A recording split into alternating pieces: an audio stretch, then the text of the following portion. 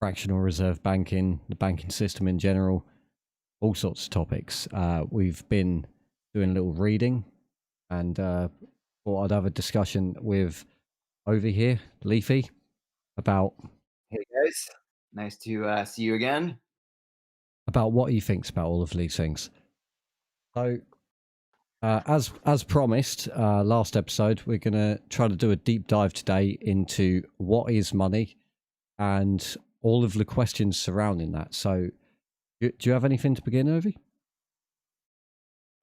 Yeah, sure. So I was just well, as we discussed before the stream, I think it's important to kind of just start talking about, like what is money? Like where does money come from? Because it seems if that's the same for you, Jim, but in my life, like in my real life with my family, my friends, and everything, it seems that every single person that I ask, unless they've been to some sort of finance, um, they have some sort of finance degree from university. Almost nobody truly knows where this money comes from, and almost nobody knows the age old childlike question of why can't we just print more money? So I think it's important that we kind of start with how money works and where it sort of comes from, right? Hmm. What do you think, Jim? Yeah, that sounds like a good starting point to me. So, I'd just like, let's start with the fact that just to kind of lay a bit of background for our listeners, there's several types of money, right? So money gets its worth from different types of values. So the most popular type of monetary worth, and it's what humanity has used for the grand majority of its history, is basing it off of rare metals, right? hmm, So yeah. like you would have a dollar, and a dollar always be tied up to a certain amount of gold, right? So that's kind of been the money for a very long time, and for a long time, there's just coins, and after a while, the banks basically went, well, listen, if you want to store 10 grams of or 10 gold coins with us, right? We can just give you a receipt, and those receipts essentially came to be the first banknotes. Hmm. Um, so every bank had a different kind of banknote, which did create, to be fair, a very large problem in the entire world, not just in Virginia, just in Britain. Um, so essentially, if since every bank had its own banknotes, different banks would not accept another bank's money. And so if one bank was doing poorly and people heard about it, they would rush to the bank, and that would be called a bank run, where people would just line up at the bank and try to get all their money out, right? And in theory, this wouldn't be a problem were it not for the fact that, you know, as money, like as paper money started coming by, our economy started very rapidly shifting into what is called a debt-based economy. So how much do you know about a debt-based economy, Jim? Right. So I've read about debt-based economies before, and let's try to break it down to its sort of fundamentals. So Sure. this system has So, been in place for about a century and a few years now, at least ooh, in more than America. that. Way more than that in general, but I'm talking about the particular flavor of central banking, this iteration of it. The history of central banking goes back hundreds of years, it seems, if not thousands, if you count certain, certain influences into it, because you had, the Knights Templar even were, I think they acted as the bankers of Europe, and they enriched themselves so much that the Pope was actually threatened by their power, and so they were disbanded and kicked out. But it didn't matter because they were so wealthy, and so that's Yep. where all of these tales about the Knights Templar sort of like disappearing into the mists after their Grand Master got nabbed, but nobody else did. He was like a martyr for them, or so it goes. Right. And a lot of the banking practices can be traced back that far, and I'm not aware if it goes back even further than that, but you can see it in its sort of infancy, in its primordial state. So, Pretty much. in some form So or another, it has been going back a long, long time. As you said, we used to yep, trade gold since antiquity. I mean, not a lot of people were just lugging around a lot of gold. There would have been arrangements for very rich people to trade things in, you know, in lieu of gold until that gold at least was delivered. You know, maybe a yep, promise even, or just word of mouth, like I will deliver you this amount of gold. But it wasn't like every rich man was carrying around a wallet with access to all of their wealth like we have right, today in the form of credit cards or just digital currency in general, which is right. an interesting segue So into that was the past and the future, as you were saying, different forms of currency like cash, yes. certificates, gold, bonds, whatever else it may be. Going into the future, you've got cryptocurrency. You could, who even knows what innovations there'll be beyond that? But cryptocurrency itself is such a ample space for innovation right now. Oh, One for of sure. Yeah, it's I am very hopeful that cryptocurrency is going to be the future. It still needs a whole hell of a lot of hearing before it gets there. mm, But I think we're definitely well on our way. So we'll definitely talk about that once we've laid a full basis of past and present in this show. So just one more thing I wanted to add about the how it worked because you essentially mentioned where it came from and how long ago it's been and sort of like where the need came from. But I just want to explain in a nutshell the way a debt based economy works, right? And because I also want to debunk one thing, which is like there's generally when people start studying this subject, they automatically start assuming that a debt-based economy is a terrible idea, right?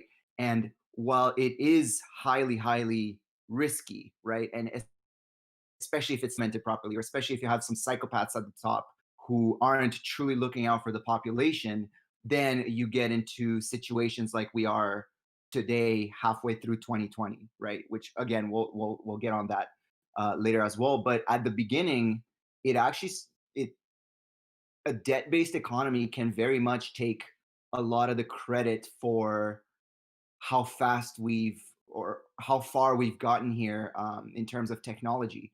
So let me explain, right? You go and put 10 coins in the bank, right? So now the bank owns 10 coins and someone and it give you like a $10 bill in exchange, right? So the banks realize that more and more people are trading these banknotes instead of trading um, the actual coins. So, they figured out like, okay, we can technically give out more banknotes than there's in the bank.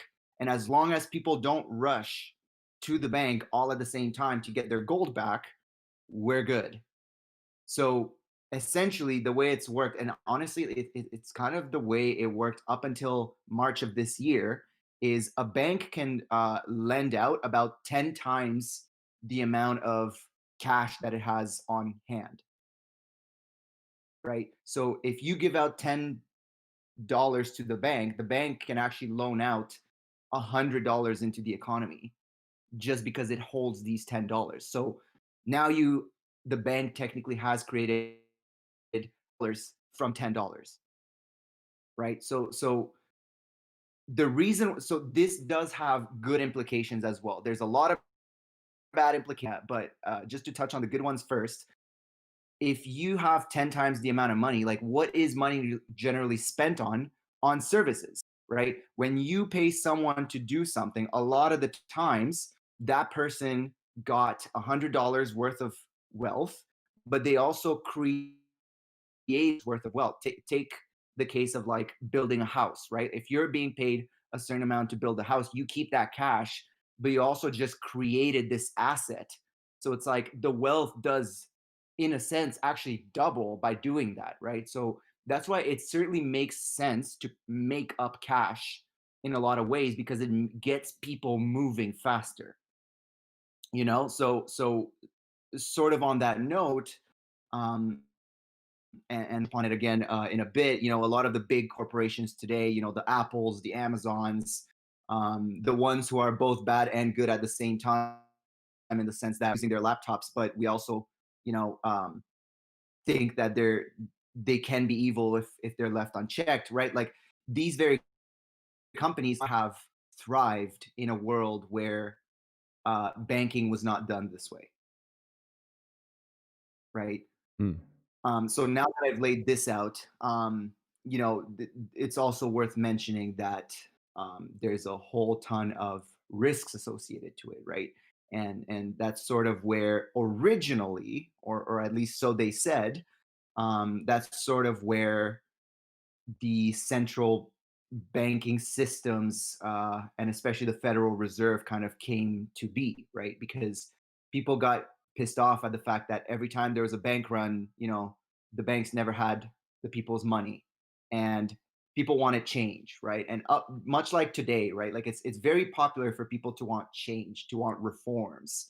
People want an overhaul of the system, right? And it seems like this isn't the first time in history where people want someone be held accountable for all the shit that's just going on in the world right now. Mm. And the elites know that. They know that. They have their ear to the tracks, and they go, "Oh, you want reform? Sure, yeah, yeah, yeah, yeah, for sure. No, we'll write the reform." But the thing is, they write it in such a complicated manner, and they do it so subtly that they don't. It's like all the people know is that, hey, we brought reform, but then they find out like years later what that actually meant, right? So it's Yeah, the devil's in like the details they as always. it's it's actually kind of genius because they calm the population. They avoid revolts by being like, "Behold what you want," and at the same time, they actually gave the people what the elite wanted. Yeah, it's the same way I feel So, about Parliament in general. To be fair, that was a genius move in two strokes. Uh, you had the royal family, and on one hand, you had the sort of the peasantry saying, "No, we don't want to be ruled over by a king anymore. This is silly. We want to have representation." And then on the right, same on the other side, you had the sort of cousins of the royal family being like salty that they were never gonna sort of ascend to the throne and plotting against the royal family. And it got to such a degree that there had to be a way to appease both with one move, and that move was to create parliament and then give all of the sort of royal cousins and the extended family of the royals, allow all of the lords and etc to have piecemeal power over the little decision making uh, parts of the country, the parts that would have traditionally been done by like the King's Council or something like that, like the selected advisors of the king. Now the selected advisors are drawn from a pool of sort of uh, acceptable to the royal, right. and so the populace also got this feeling that they were in control because now they could vote. And regardless of whether it's improved today, that was sort of the move that was played back then. And Right. our societies are always continuously trying to push for more and more freedom, but whether or not they achieve that is another matter. So just to kind of add a little parenthesis here for our listeners, if there's anything you guys can take away from this part of the discussion is, when you petition the government and when you ask the people in charge for change, be specific. Like Yeah, it's very easy it's to like a genie. It's like a malicious genie. If you ask for change and you just write them a blank check, they are going to cash that blank check and bankrupt you completely. Like they're a not going to be 100%. reasonable. You gotta. specifically worded out. That's why they created legalese, to protect themselves. You've got to use the tools of the trade that they invented against them in order Yeah, to of win. course. No, that's exactly it. Um, Like so Prometheus, steal fire from the gods, etc., etc.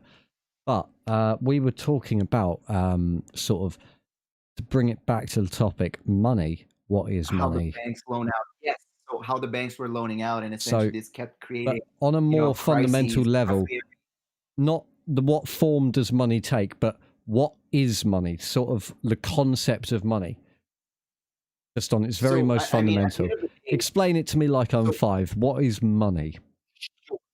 So money used to be. I just explained what money used to be, right? Money used to be this direct story note of gold, right? Yeah, but Now, uh, on a extremely fundamental level, it's just a basic sort of medium for the exchange of goods and services. But what I'm what I um, think I'm trying to get at is how is it used in the modern sense? right. So in the 1970s, essentially, actually so before the 1970s, a No, no, lot let's of let's countries. go backwards from the present day. So try to. I Oh, mean, the most sure, recent shockwave to the system that everybody felt, apart from sure. current circumstances, to dial it back a little bit further, because everyone's sick of hearing about 2020 blues, I feel. So 2008, financial collapse, mortgage lending crisis. That was due to sort of the reselling of real estate contracts to sort of subcontractors and subcontractors, different Yep. investors, all sorts, and it just became this convoluted mess. Uh, Prices peaked, and then market just completely crashed, and everyone felt the rise in prices from that. It was a Yep. huge event. All But right. So here's why the prices were rising, right? And yeah, this is sort of want to kick this can down the road a little further, because I feel like the moment I'm going to say this, a lot of our audience is just going to not. It's just going to sound cool, right? But I certainly invite anyone to look it up. Like, honestly, you can look it up on Wikipedia. That's just how obvious this nation is in your face. But these days, ever since the 1970s, actually, cash does not have any inherent value. And here's what I mean by that, right? In the 70s, Nixon essentially took away this direct link between cash and, right, and basically just said the US dollar is wholly dependent on the people's trust in it. well, So not what just this that. That was the institution of the petrodollar system, and so what it actually was taking the dollar off of the gold standard and then putting it on the oil standard, which brings us into sort of the modern day. So if we dial back 7 years from 2008, well, the we get oil to standard, 2001, oil standard, and we get the oil wars of the oil Middle is East, a big, etc., etc. right? We The don't. money itself wholly dependent on one resource. That's the thing. It's like, sure, oil Mm. is a big part of it, but it's not the main one. So because of that, it's like you can mess with the system however you want in order to manipulate the value of the currency. Yeah, you're right. It's not actually tied to. It's backed by oil, but it's not sort of dependent on oil. Um, but we will get to that. So let's go back into last millennium Okay. and the last crash before that, dot-com crash. Right, you had the dot-com Oh, bubble, and then you had the dot-com crash, and that was in the mid I '90s. mean, Before I mean, that, Black Tuesday in the actually, '80s. So there's sure. just these And cyclical crashes until we get to the '70s, like you mentioned, where we have the changing of the standards. But I'm not really aware of sort of the equivalent in the '50s or '60s. So are you aware of anything like that? there was Sort of, one. There was one. So the it was 50s and the just booming 60s economy, were was riding it? the high wave off of World War II, right? Right, I see. So Yeah. obviously, leading up Mid to the war 60s and up until and about the mid direct 70s. Hmm. Yeah, early to mid 70s, like that was probably the most stable financial period of time in the US history. And so I feel like you've honed in on a key sort of time frame there then. So in the 1970s, we've already talked about, you know, sort of the standard being changed. But before that, even, there was also a key change in the 70s that I believe has had a huge ramification ever since. And, you know, I've been considering this for a very long time. And it's the decoupling of wages from productivity, which happened, I believe, by some act of law. I can't remember who was in charge, but ever since that day, uh, due to technology, you know, sort of Moore's law and exponential returns due to exponentially growing technological speed, processing Yep. power, storage, everything else. So really, we should be prospering more than ever before. If you really think about it, if computer processing speed is advancing, sort of doubling every 1.5 years, I know that Moore's law's been slowing down recently, but that was the case for quite a while. Uh, why aren't we twice as wealthy every 1.5 years? Maybe not as quick as it's rising. Why aren't we twice as wealthy every 2 years? And it's because of the decoupling.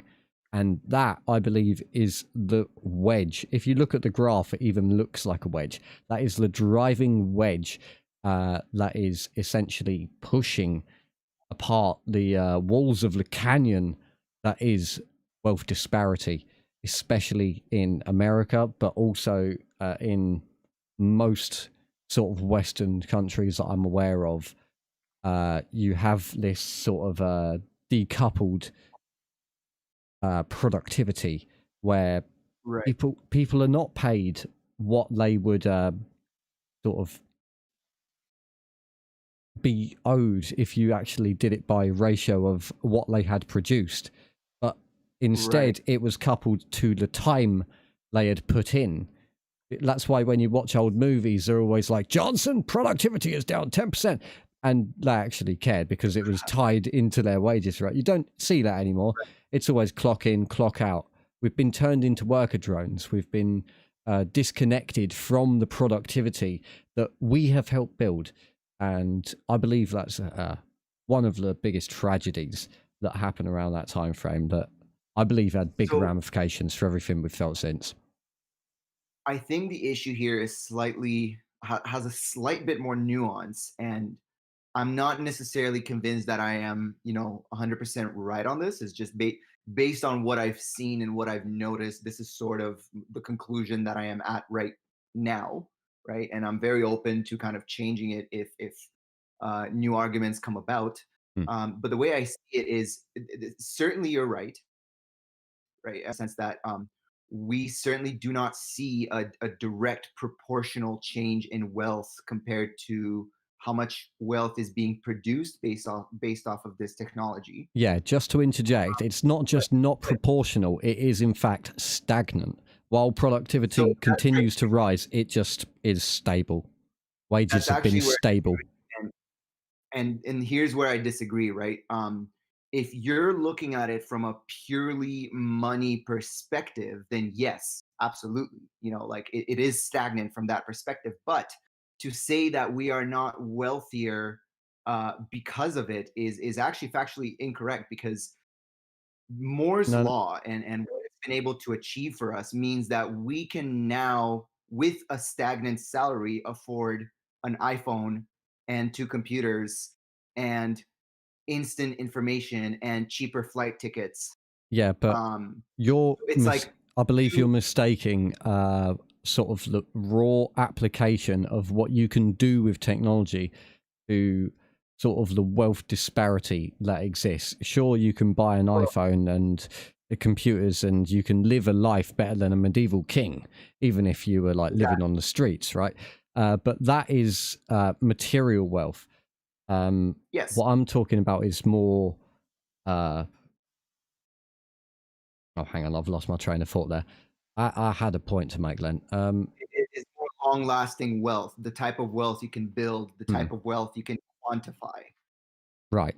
So, Right, and you're absolutely right. It's not. It's certainly not helping us from that perspective. But I would also like to add here, and I know it's a sort of an edgy opinion, I'd say, but most people in at least in the Western world, right, who live under the poverty line are usually hmm. able to not starve to death, are usually able to have a roof over their heads, Oh yeah, and more I than just that, remembered what I usually wanted have to say. dollars So in their pockets as well, we right? actually So have uh, purchasing power that is 30 times less than a century ago.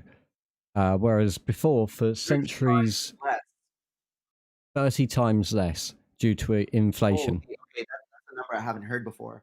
So, like, yeah, we can buy iPhones, but imagine how many iPhones we could have if it had kept up with productivity. That's what I'm saying. Like, even like our advancements are so insanely significant that the fact that we're able to have this space age technology doesn't mean much in the grand scheme of things because they're still crumbs, and even yet they're smaller crumbs than we were getting a century ago.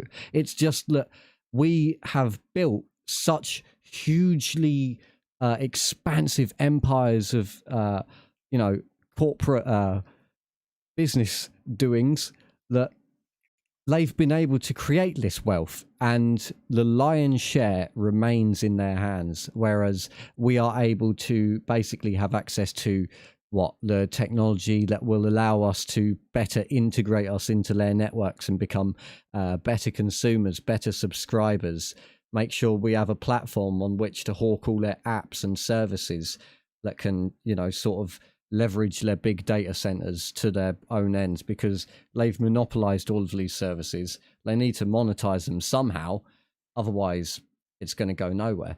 And so we've So got all of these subsidized products, but we could have some crazy stuff. We don't have flying cars. We don't have portable nuclear reactors. We don't have anything seriously cool yet. Um, I mean, you can so heartily disagree with that. I'm very aware that there's a lot of cool technology out there, but what I mean is sort of revolutionary personal technology, because a smartphone is, to me, so fleeting.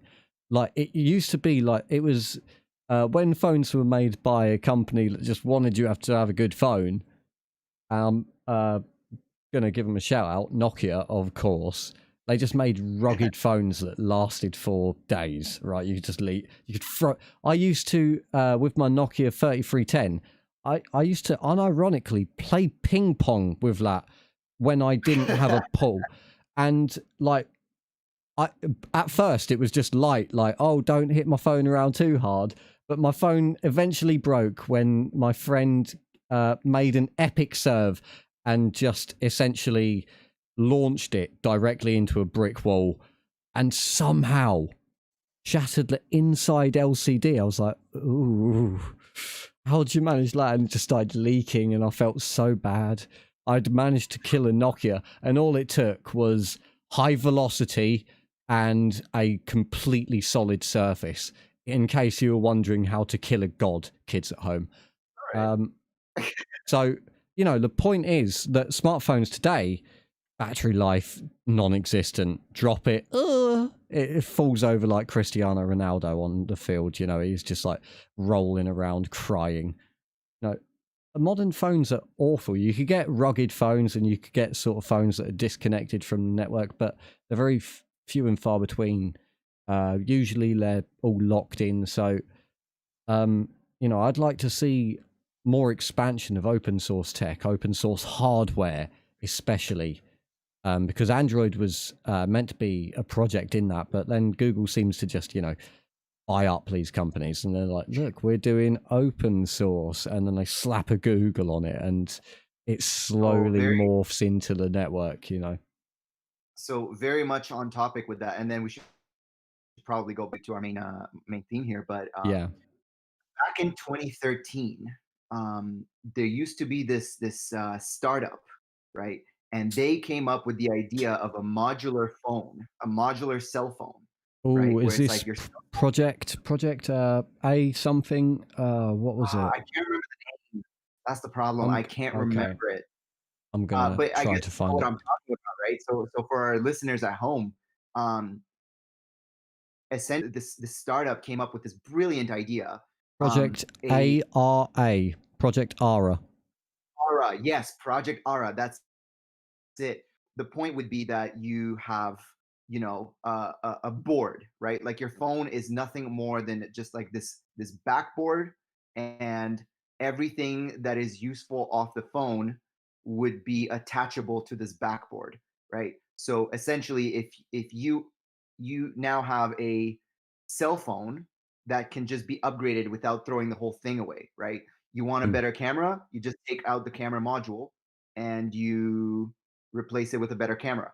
You want to upgrade your battery? Same thing, you know? So, anyways, all Oh, that to just say, Google bought that up and just killed the fucking project. oh yeah, yeah. That's it. And not to get overly conspiracy theorists on it, but I'm Well, pretty it's sure just that was either the same year or just a year before Google completely dropped "Don't be evil" out of its core values. well. I You can look mean, that up. yeah, we need to have a episode on big tech in the future because there's so much to talk Oh, about in that regard, and it's just such an endless topic as well. Like there's security, technology, like there's so much. But just to segue off of the topic of phones, there's also Librem 5, which is quite interesting, made by a little company called Purism, and sort of the basic overview of that is it's a phone made with privacy in mind, and the hardware um, is built from the ground up to sort of uh, be as completely open source as possible, so you know exactly what's in it. No tracking modules. You have hard switches on the sides to sort of kill your network connectivity, so you can be absolutely sure that not even the software is tracking you. So, and this is just another one of those projects that you wouldn't know about unless you sought it out or someone told you about it. But they're such, you know, uh, highly dedicated projects. Like the people that are into this are highly dedicated and are willing to really go They know above they're and doing beyond to it put for out a more good than just product. cash. Exactly. And so, I mean, I think it even costs about as much as just any other smartphone. But that's Okay. just sort of related to this whole idea of if you don't like the way that the sort of monopolistic major entities are dealing with things, you can always, through great expense and great hard work and effort, create your own alternative, like the case. But it might require you to create entire new technologies, like cryptocurrency or something, which we will be talking about a little bit later. But before we do that, let's try to dial back the clock even further. So we've been over sort of the wage depression of the 70s, decoupling of wages from productivity, the gold standard, everything. 1970s, everyone that lived through that time period knows it was a, you know, not exactly the most vibrant of decades. Uh, Right. 90s, 90s had, you know, sort of hip hop, grunge. 80s had Now synth we're wave often and stereotyped. ballads. 60s had sort of, you know, the hippie revolution. What did 70s have? Fucking disco. Come on. You know that people were Disco depressed in the murder. 70s. Yeah, exactly. So let's dial back the clock even further. We've already touched upon World War II as well. Obviously, that's going to have an effect on the economy. So uh, just before World War II, obviously a big time that is important, very sort of significant time period in American history was the Great Depression. Uh, it was called the Great Depression for a reason. Up until that point, it was by far the most significant impoverishization of the American public. And it was awful. You had people on bread lines essentially in the streets, not actual bread lines, but I mean more or less. You had people struggling to look for work. I'm sure everyone's seen the pictures of sort of the steel workers up in the tower. There's just, how did America go from being essentially the most vibrant up and comer in the world, heavy hitter, not Yeah. showing any sign of slowing down, to suddenly finding itself in the depths of this Great Depression when it's meant to be, a land of freedom and opportunity? How come so many lost that opportunity during the 1920s? What was it about America that changed so that Right. so many could be impoverished? Because poverty usually is a local phenomenon. If an area is deprived of resources, how can a Yep. whole Oh, nation this was become international. deprived of resources? It wasn't even This national. wasn't You're even right. It was the international. US. Absolutely. This was the first. This truly was the first international crisis of this magnitude, right? Yeah. And I think that's why And it warranted the title of the Great Depression in hindsight, right, like the Great War that was preceding, which right, we've come to call World War One. and before we even get into how it started, right? I just want to mention a slightly unnerving fact about this. The Great Depression never truly got solved. The only reason people got out of the Great Depression is because they had to go fight Germany, and that essentially just kickstarted the economy because the people believed in the economy because they essentially went, well, if we don't do this and if we don't essentially do our patriotic part, we will be speaking German, right? So, Mm.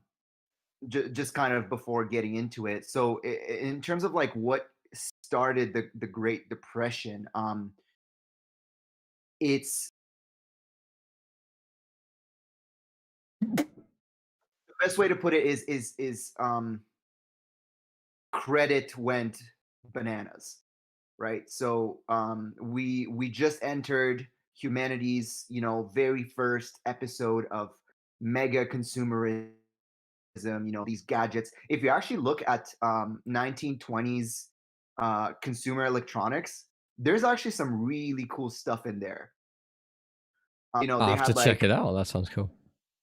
oh yeah, dude, there's like these cool home appliances, like like the type of hardware that they have in hair salons right now, in terms of like those like big head things, that kind of help with getting a perm or whatever. Like those things were originally sold as just like home consumer electronics for the everyday stay at home wife back in the day. It was actually really cool shit if you look into it.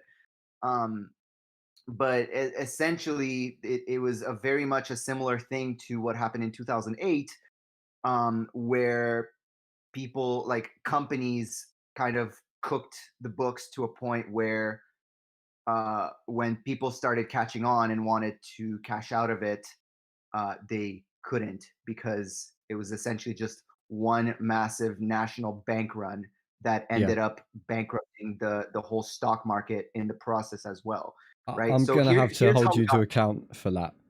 So right. So you said before that, it's good for sort of the economy to have this sort of system in place. And I understand your arguments for it. It sort of allows a space for prosperity. It allows a space for growth and for sort of fluidity to occur so that the economy can actually flow correctly, I suppose. Um, right. but the way that I'm seeing it is, if it's going to cause such an issue every time, if it's so cyclical, because we have just gone over, these crashes seem to happen here on every decade when we're not in the best of shape. You see, like it doesn't seem to have stopped that from happening. It said it was in response to that happening, but it seems to be one of the key contributing factors. Because if people have no faith in their bank, which can only be generated by the bank being a system that doesn't generate faith, or lies and propaganda, I suppose, then there wouldn't be an issue because they would have enough resources. So I think it's a little bit of a sort of self-defeating argument to say. It's almost like saying, oh, they should be granted bailouts because otherwise they won't be able to pay the money to the government in order to function. It's like, but the money's coming from the government in the first place. You could just cut out the middleman and have the government keep the money. And that never gets brought up because, it's always presented in a one-sided fashion, like this is why we need this, and it's like, well, rubber stamp that, and it was very insidious what went up around 2008 with the banking bailouts to flip forward in time to modern ramification of the stuff we're talking about. Right, and actually, the banking bailouts is sort of how we left on the last show, and I Yeah. guess sort of what created interest in this very episode. So let's maybe touch on that as well.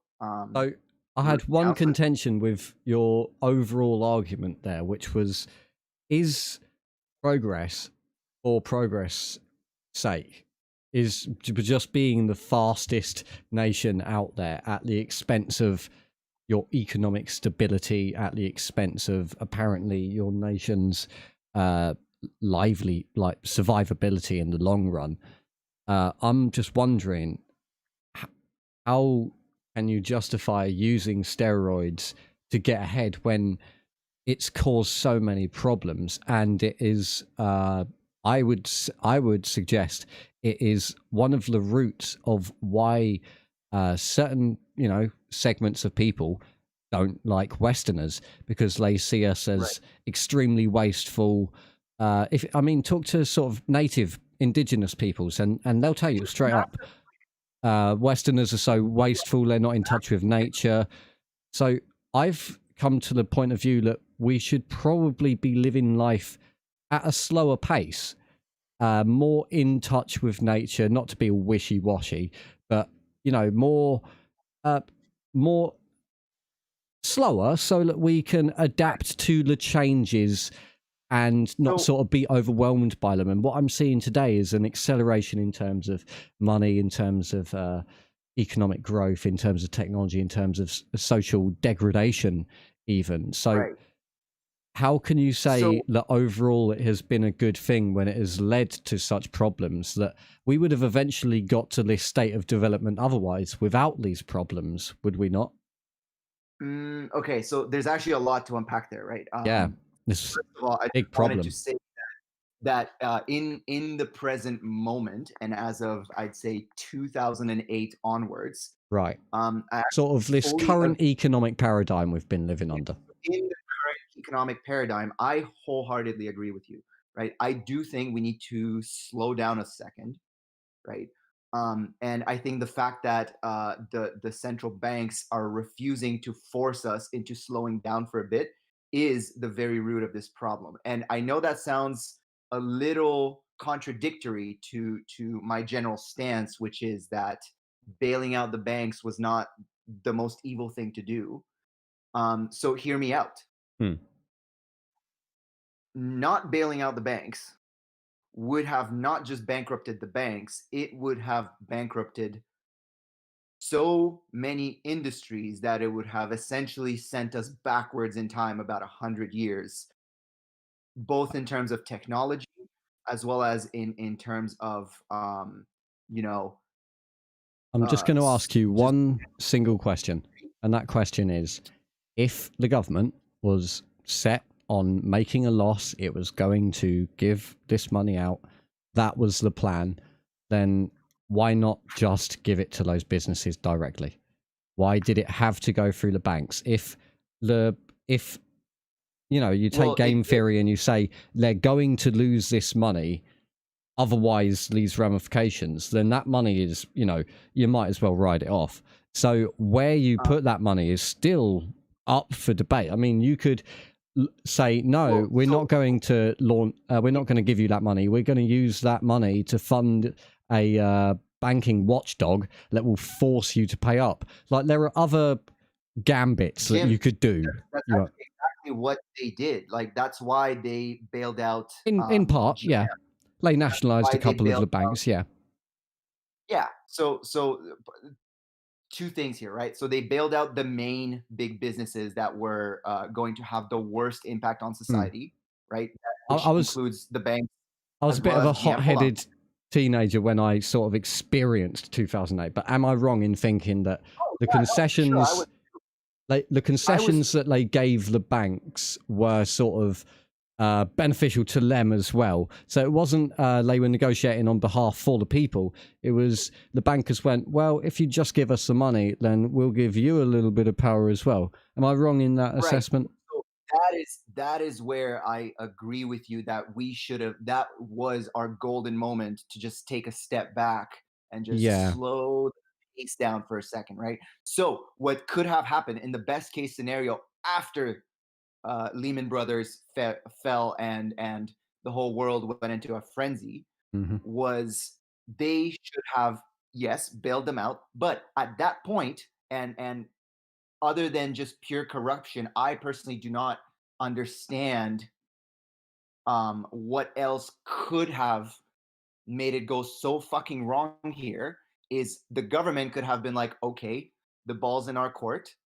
You will now act the way we tell you to act, and you Well, will step it down a there's little. one key Will issue with that, and that's the that everyone has distinction. something at stake here The personally. distinction between the public and the private is not as clear cut as you would hope.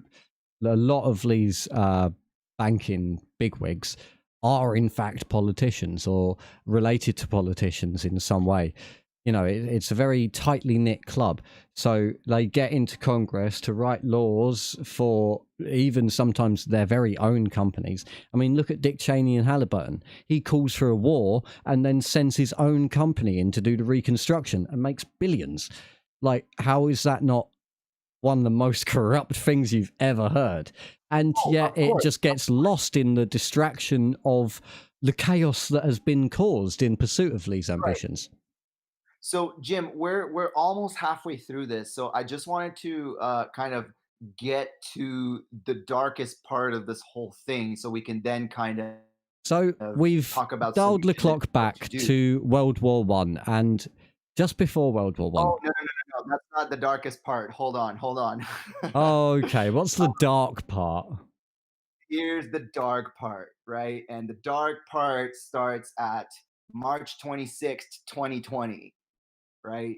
And the news did not report on this. You know, everyone was way too busy shitting on every government there was about whether they did not do things regarding coronavirus. So, in the meantime, the Federal Reserve completely deregulated the cap of cash that banks need to own before writing more debt.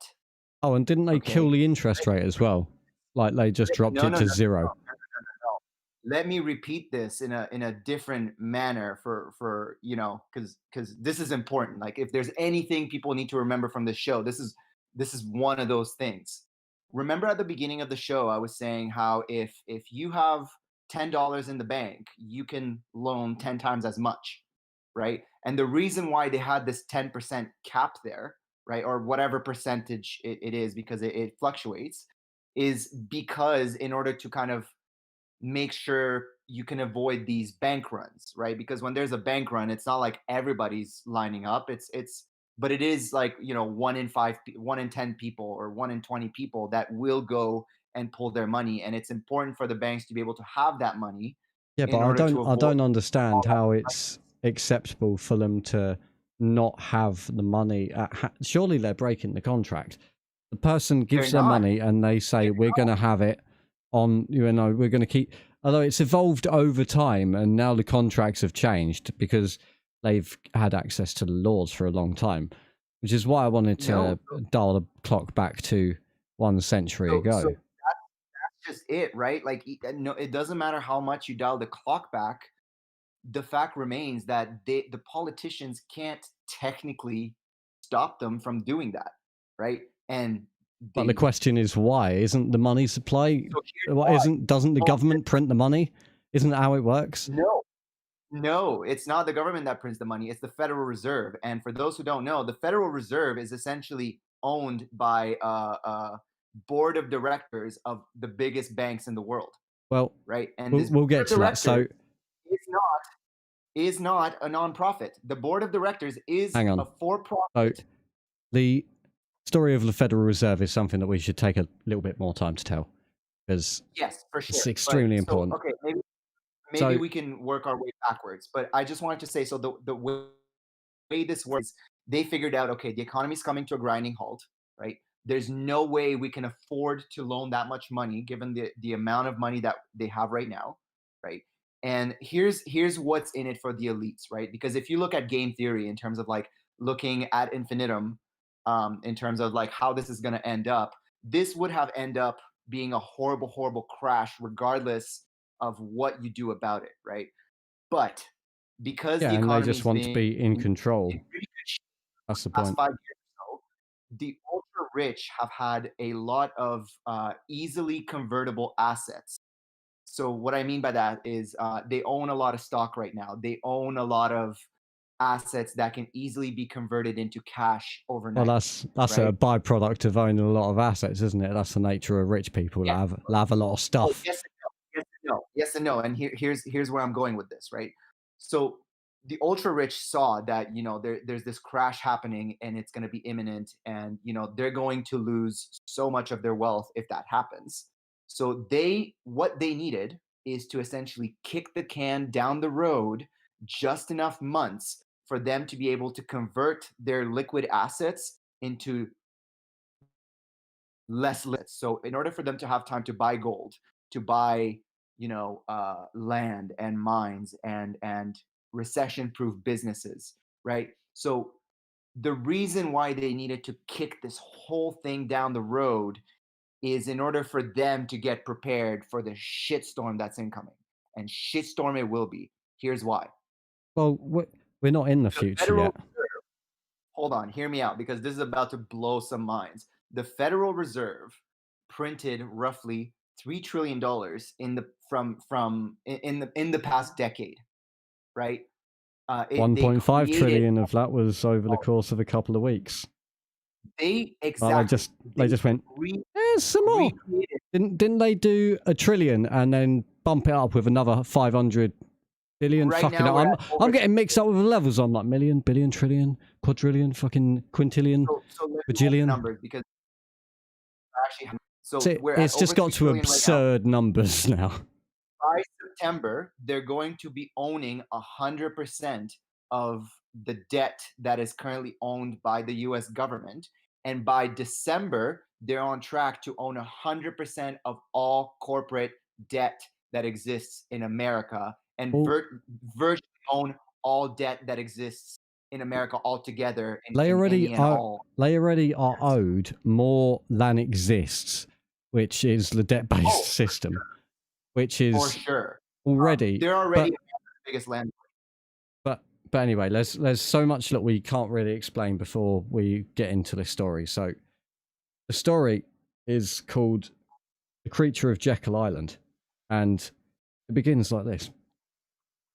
So in 1913, there were essentially, well, to set the scene, the sort of situation in 1913 in America was, as you said at the beginning of the show, there were many there were many banks that were issuing their own sort of regional currency, and there were many different forms of currency because, as America was, a system that was still growing into existence, they were experimenting with a lot of different systems, a lot of different ways of doing things.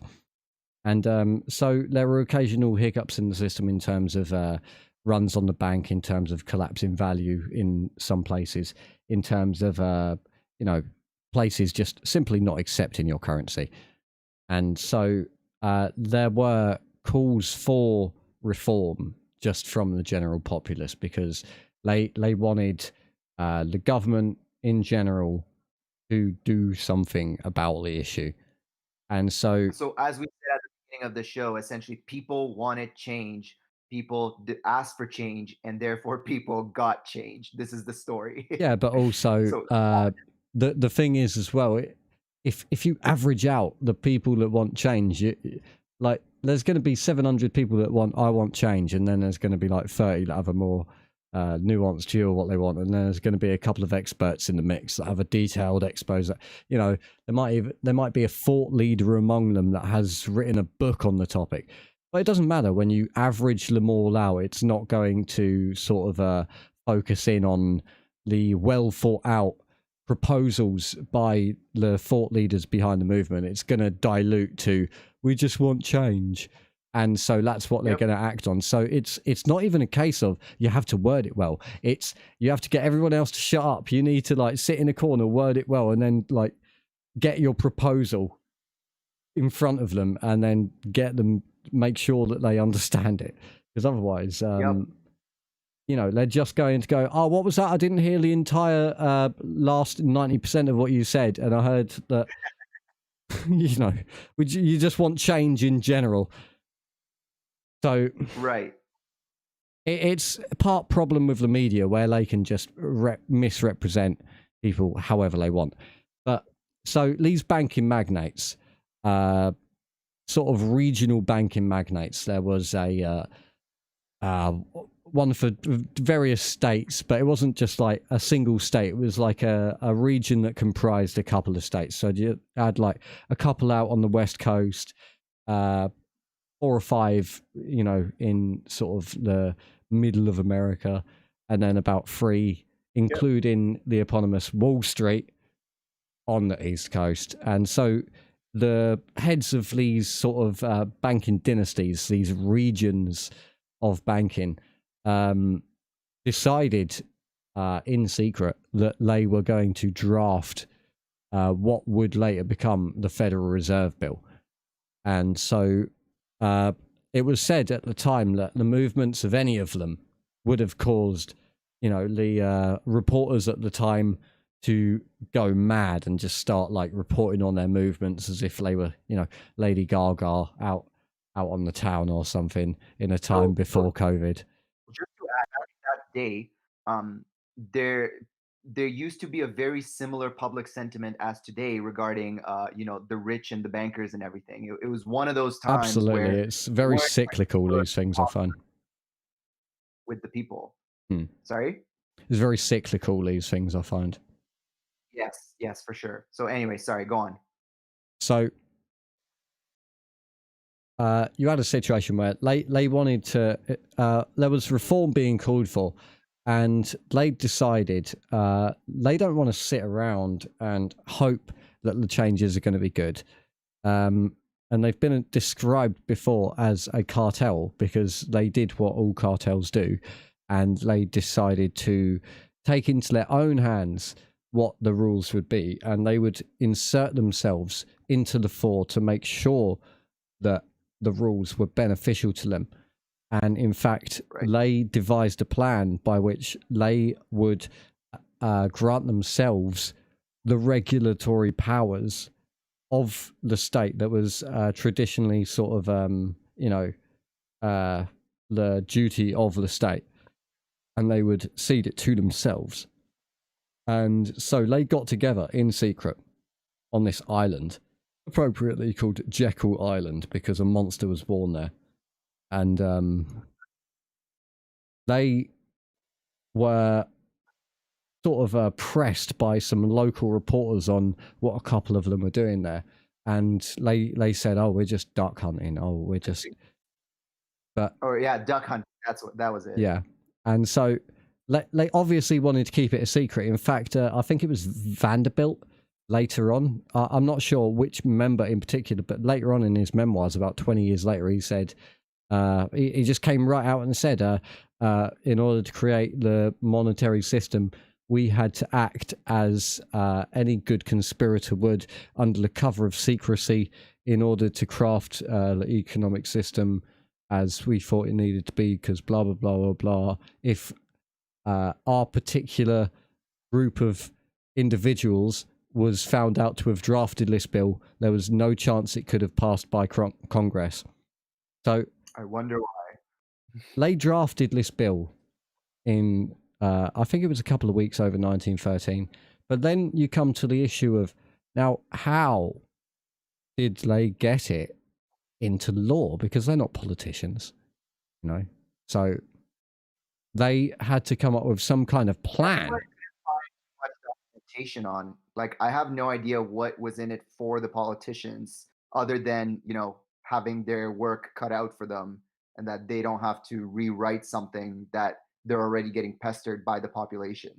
Well, So, we don't know what sort of payoffs they received. All we know is that it happened at this point. So there might have been concessions. It might have just been completely unrewarded treachery of the system. Who knows? But either way, there was some spooky bullshit going on back then. So right. what they needed to do essentially was pass it by. I believe it was Congress that they needed to get it passed. I'm not sure of the specifics, or whether they needed to get it through the Senate as well. But the way I remember this story is they essentially brought it before Congress on the 23rd of December. Now, for our non-Western viewers, do you want to tell people what happens around that time of year?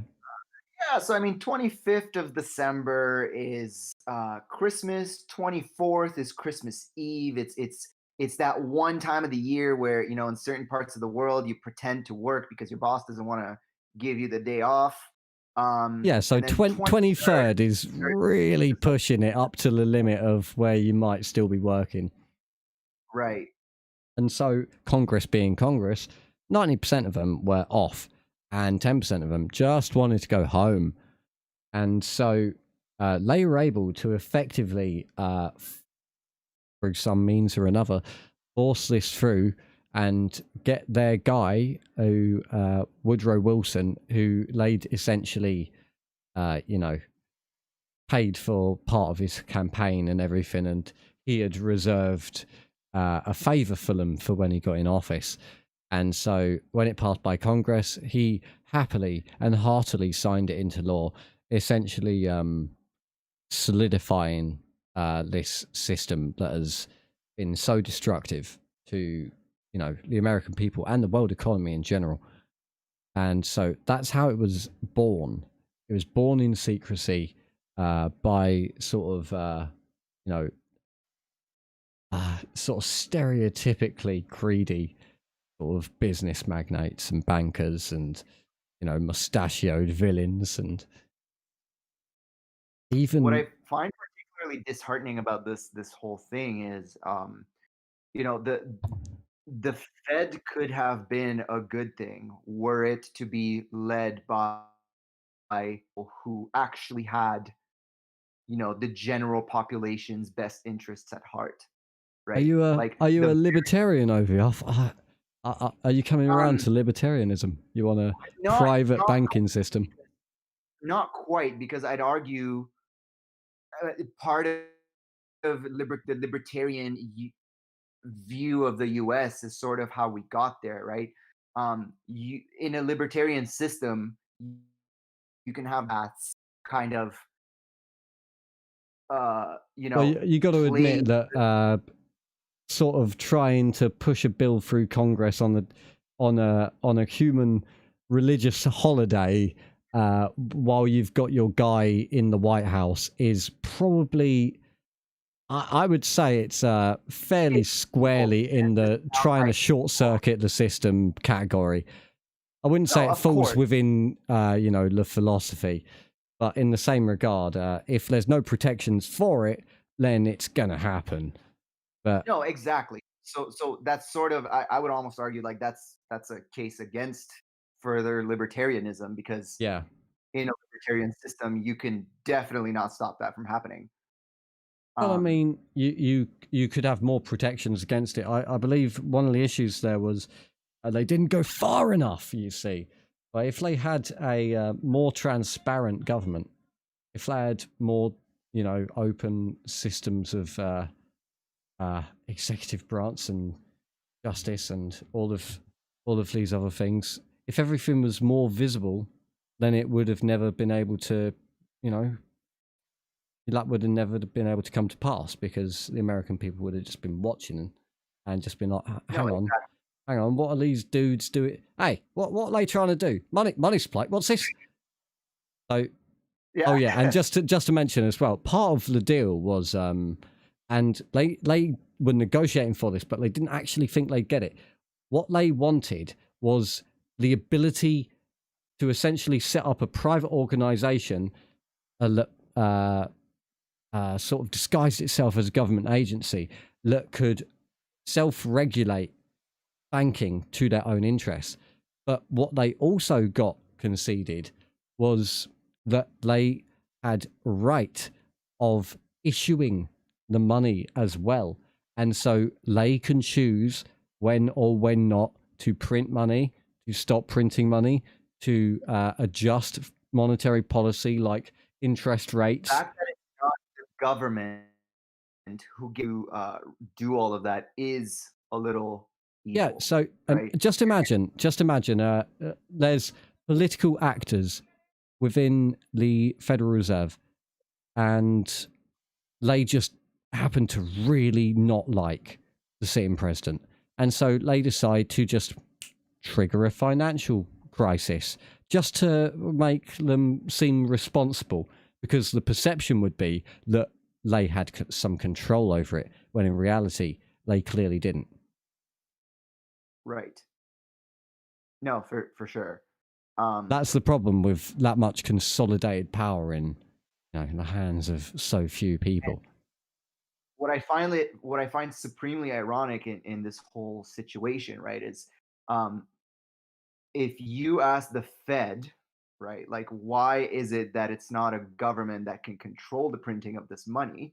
The official explanation is, oh, because that would give politicians too much power to act upon their own self interest, and they might print money in order to get reelected, only to crash the economy a lot harder later on.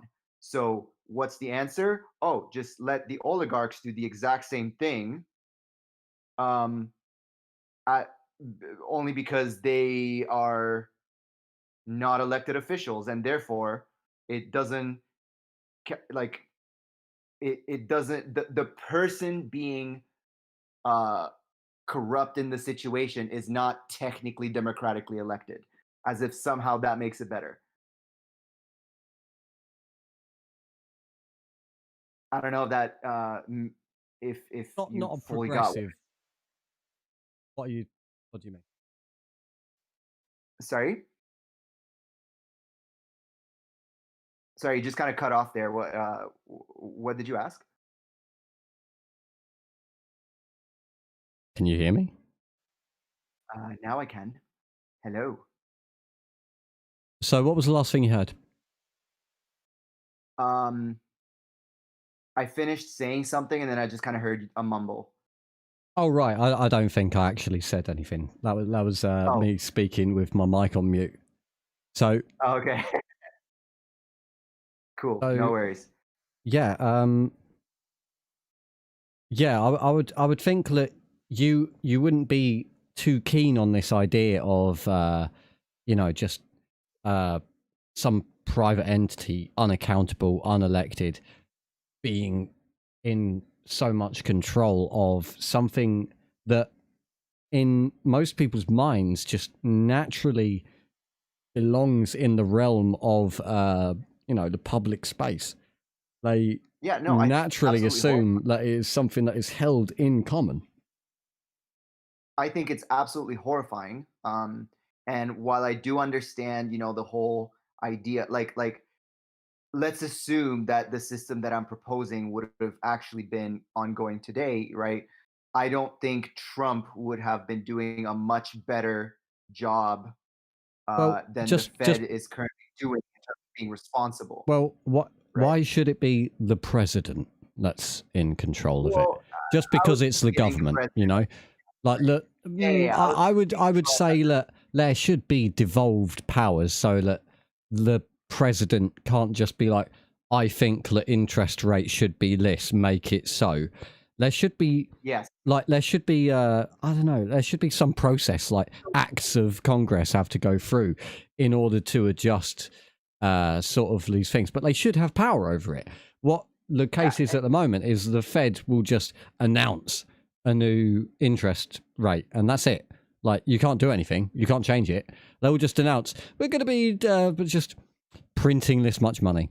And you're like, oh, okay, but this graph shows that you shouldn't, and it's like, but it's done, and the money's out. Yeah, sorry, but we don't care. Yeah, but you're not seeing that it's good for us, so yeah, I think we're going to do it anyway. And that's the problem with unaccountable power. You can scream till you're blue in the face that, oh, your monetary policies are hurting us. Oh, people are dying of poverty. Oh, I can't afford healthcare. And they'll just be like, yeah, but I need a new paint job on my 97th Rolls Royce. So could you just like kneel over and die, please, peasant? Like the fact that the government wrote so many stimulus checks made a whole lot of the population. I don't know how it works in England, but I know in North America, like it just made a whole lot of the population extremely complacent going on because everybody has something to gain in the short term, right? And just kind of wanted to add there. Yeah, I'm not sure. I'm not sure if we got any stimulus checks. I know that I didn't get one. Right. Okay. Yeah, I have no idea how it works in England. Big sad. I was hoping for Boris bucks, but it didn't happen. No, eh? Well, we got our Trudeau bucks. Oh man, come on. That's a North American phenomenon right there.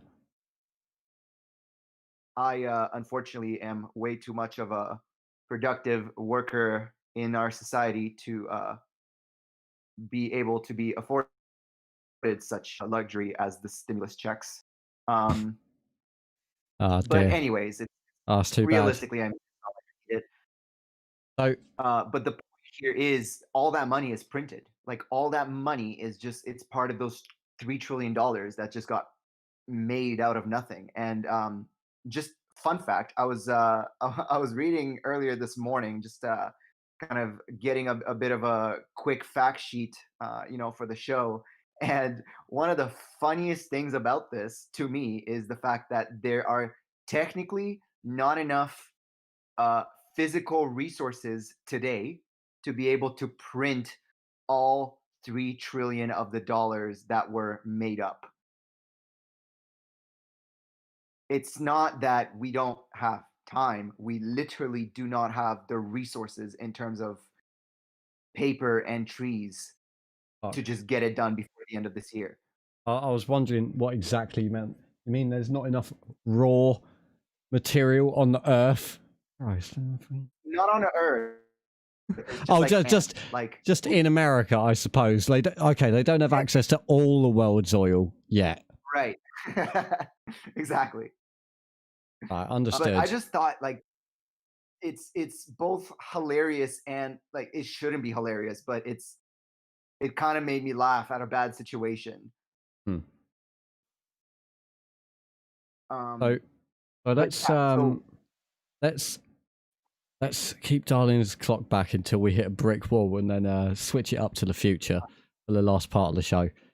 So if we go back further than the Federal Reserve even, which we've just identified as being the point where the money supply was sort of permanently shifted by an act of Congress from being in the hands of the American government to being in the hands of the private banking interests from then till the present day. And not to get too conspiratorial up in here, but isn't it funny that the very next year America was brought into World War One? You had the Federal Reserve Act in December 2013. The very next year you had World War One. A lot of people say that the bankers are the people that fund both sides of every war. And whether or not that adage is true, I would have to look more into. But you know, it's cynical enough to be believable, I'd say. So Well, just a couple of mentions there. World War One started the very next year, yes, but America did not get into it no, but for, I what believe, what I what I meant to yeah. imply was sort of the stage was set, all the final pieces of the puzzle were in place. They also it couldn't just be a war in Europe; it also needed to affect America. And so once America was finally sort of in the fold and ready to be racked up with debt, that's when their sort of global crisis was triggered. And whether they knew it was going to explode to the level it did, whether they triggered it themselves, whether it was done by just other people, or whether it was just opportunism on a random act of chaos that had taken the world by storm, doesn't really matter, because at the end of the day, what happened happened. So we can speculate all day and night about intent behind it, but the laws in place are there, and we need to sort of try to piece together why they're there, and sort of say, are they sort of fundamental underpinnings to our economy that would ruin everything if we try to uproot, or are they the very reasons for the sort of economic hardships that many of us face, and can they be safely ejected without sort of major ramifications? And conversely, maybe actually encouraging thriving. That'd be a nice thing to see. Maybe instead of general uh, impoverish. I need a better word for that. Impoverishment, impoverment, impoverish. So the, Yeah, the pouring of the people. But right. The if in it, impoverishment of the yeah, it doesn't sound like a word to me. But eh, I'm people know pretty what we're sure it talking about. is. Yeah, but you get the point. So, Right, it, yeah. so Sorry. what So I what was wanted your to question? ask was, what were the, how do I put this? What were the um, sort of prerequisite situation? What was the contributing factors that led up to the creation of the Federal Reserve? Because if you analyze the creation of the Federal Reserve, you've got uh, sort of these business magnates of monopolized industries, sort of your Carnegie steel manufacturers, your Vanderbilt railway manufacturers. Uh, they all came together Right. to draft this bill. And so, obviously, as a prerequisite to this, we have to talk about how that sort of situation came about, where you had, the means of production, to use a Marxist term, in the hands of so few. Right. Um, so I don't quite have enough background knowledge on, exactly how they got together, like, who went, hey boys, like let's get it done, right? Um, No, I'm just talking more about just the general sort of feeling of the 1800s, I oh, like suppose, because we're just doing an overall century analysis going back right, to sort of the root of banking in the 1600s, right. and then we'll switch on So to talking about solutions. yeah. So there was actually a massive bank scare in 1907, I believe. Hmm. Right, and, essentially, that was sort of the last of its kind before bank scares kind of, became a whole different monster, Yeah. right? And so what happened was, again, sort of the same thing where there was, like, a rush for people to get their gold out of the banks, different banks not accepting different banknotes, banks essentially going on like surprise bank holidays because they didn't want to get embarrassed, or they thought that it was their only way to not go bankrupt. So all of that happened, and for if I understand correctly, like that was one for the books because it truly ticked off the rich as well, since it affected some of the more stable banks as well, including the Oof. banks of those who were part of the founding fathers of the Fed. So Um, I'm not too clued up on this, but I do have to mention that if this is something that I need to look into more, and maybe we should do a show on this. But I have read before that the Titanic, you know, the Titanic, the big ocean yep, liner that sank, that yep, at the yep. time of its sinking, it was actually filled to the brim with sort of the movers and shakers of the New York scene in terms of the aristocracy, and Really? among them were all the major opponents to the idea of a centralized bank, because these were, as I said, the members of the high life.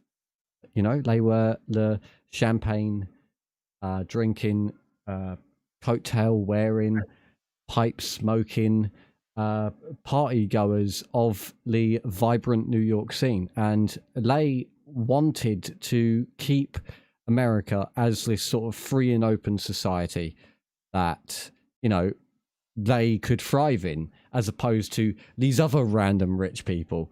Because screw them, you know, what about us? Uh, but through conspiracy, tragedy, or an act of God, you know, the Titanic sank, and a lot of those people died.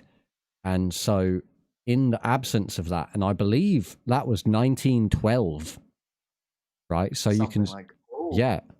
oh, Are you seeing hold the on. connection here? So that Right, happened, and all of the opposition among the rich people that would have been able to oppose it just evaporated, and then they went through and pushed this through on Christmas Day, not Christmas Day, just a couple of days before, and that right. got the people, the, you know, the lower class people who are And that tradition, is why we're all poor today. yeah, Sorry. and so you know, whether through happenstance or planning, uh, you know, the conditions came about in which nobody was paying attention, and they managed to push it through, right through the cracks in the American system that had been, you know, there since the Civil War, since various state sort of, you know, disagreements and conflicts, various, you know, traitorous acts that had, you know, trodden all over civil liberties, etc., etc., etc. Just through these little cracks, these hairline cracks that had begun to form, they put this wedge, and they began to push that wedge in further and further and further, and that was 1913. And now there's just so many cracks in this dam that they've basically started like a crack patching enterprise, and they just don't also let you know that at the same time they're breaking down the dam so that they can tell you they have more to fix.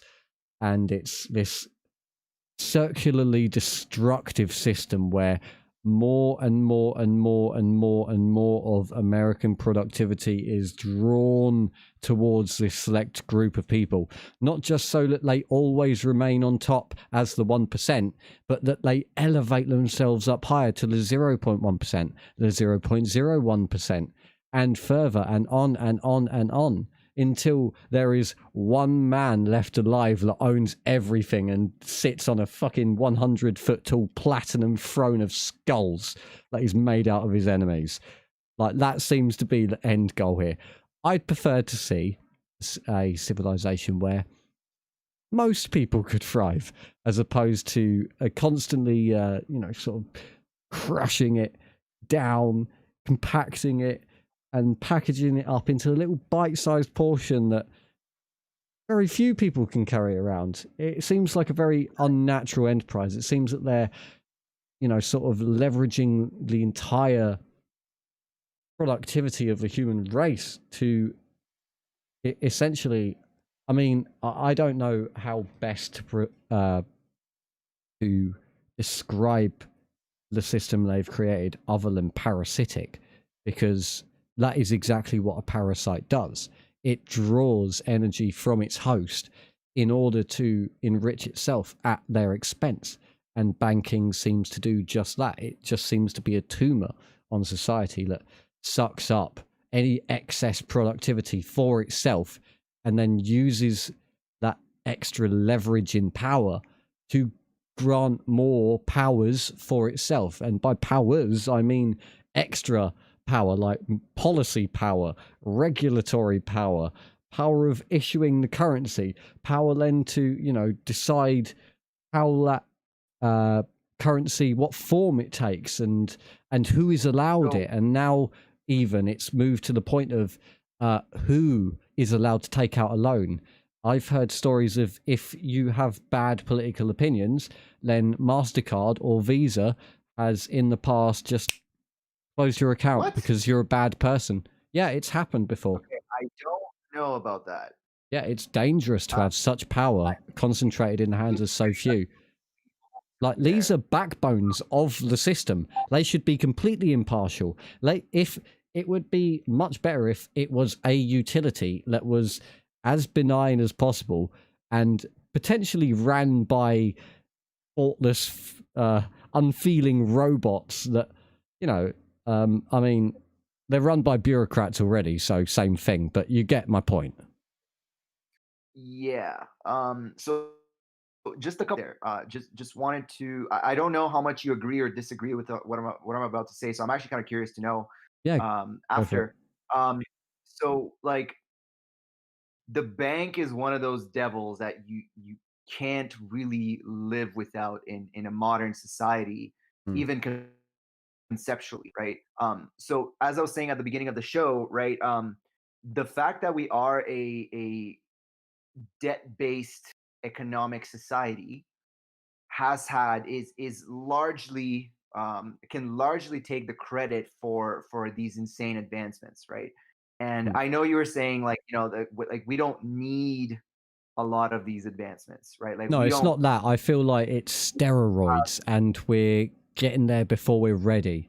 Like the right. invention of the nuclear bomb while we're still so immature that we immediately use them. That sort of thing. Fair enough. It's just I don't think a bank is steroids unless it's being misused. Is what I'm trying to say, right? Like I think Of borrowing money. course. But do you not agree that the way that it is steroids? I Oh, mean, the way it's how else would you describe a oh, 10 it's certainly 10 time? That's a magnitude factor. That's saying all of what a country is now, increase that by a magnitude in scale. That's a 10 times scale. Uh, yep. that is absolutely so. That's like a lightning in a bottle. That's what I would describe as a steroid for the system. Short lived, it has to be, because you Yep. can't keep up infinite growth forever. No, exactly. No, so I agree with that. And here I also just want to make a little parenthesis for our listeners. Hmm. And some of you may have heard this before, but since we're talking, about the elite and about the rich and all of that, I just wanted to give you guys a bit of an understanding about just how many levels there are to being rich, right? And it's the famous converting seconds into dollars, right? And it's so what that means is 1,000,000 seconds is roughly 11 and a half days, right? 1 billion seconds is 30 31 years. days. Is it? No, it's 30 No, years. 31 days. That's a trillion. So a trillion is 32,000 years. Hang on a moment. No, no, You no. can do the math. No, no, no. Listen to me. Listen to me carefully. If a trillion is 32,000 years, what is 1,000 times less than that? 32 years. Think about it logically, right? So, as I said, I mean, I just happen to know that a billion seconds is approximately 30 years. But yeah, Oh yeah, he was. everything else you said, I Sorry, mean, you got I the other two values right, so I don't know why I'm picking you up on that. sorry, But sorry. absolutely understood. So your point related Up my to the rate with which they accumulate money, am I right? Yeah, so essentially, I just wanted to say, like, yeah, like, if you're talking to a millionaire or something, just keep in mind that is a millions is 11 11 days compared days. That's to interesting. Jeff Bezos, who is close to 32,000 years. Okay, so as you do Seconds. this, let's go up a couple of magnitudes, and I want to you to sort of give me a couple of key points of the sort of person that you think would embody that amount of money. Okay, so either through their profession, what they do, who they are, where they're from, what they wear, no, whatever. So start off So at the very first of bottom, no money whatsoever, and we're going to go up in thousands. I'll just start this okay, one off. okay, so Probably you want to start destitute. So let's go up. If you had a okay, £1,000, what kind of person is this? okay, so here's my worldview, right? And there could be disagreements there. I'm for sure, right? Again, I just want to remind the viewers, a lot of what I say is how I view the world. I'm always open to listening, to counter arguments if there are any. And Um, same here. If we ever say something, it's never going to be how it is set in stone, unless we say, "I know this. It's an absolute fact." But it's just an yeah, exploration of these ideas. So this is and a all of that conversation we're having with you, the viewer, as well. So please leave a comment if you have any suggestions. This show, in fact, was suggested to us by viewers. So we're always in the comments, always checking out any suggestions. So, it's a conversation that you two can take part in. So please do. yeah, for sure. So let's walk through the psyche of the different classes then. So you've got You the let's lower start, class that lives paycheck to paycheck. I'd say that's the $1,000 sort of worker.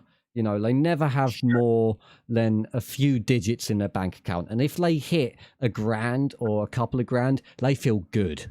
They're like, hell right. yeah, I'm So rolling in it. so those people, unfortunately, are the ones who shafted by the system on more than one way, Yep. right? A lot of the times, those people are born, and it's not a rule, but a lot of the times, those people are very much born into this situation, right? And Hmm. part of why they can't do uh, better is a lack of both financial and savvy like education for just a lack of Yeah. being around the type of person that you need to be in order to make it out of there. Yeah, So generally essentially, speaking, if you find yourself in a space where you're unable to push past that sort of soft boundary, then you may be, in fact, in a cycle of not necessarily in the cycle poverty, of poverty. but it, well, No, I it's guess it it's is a literally what cycle of poverty. But there are ways that you can break yourself out of it. But it's all about knowing sort of the ebbs and flows of how that cycle goes and positioning yourself correctly uh, at key moments. And I mean that yeah, in terms of sort of investment opportunities. And I know I'm talking to people that might not necessarily have any investments whatsoever, but that is one of the best things that you could do is look into sort of high interest savings accounts and things like that. Sort of use your existing money to leverage even more money. right. skip And if you skip don't some have, luxuries.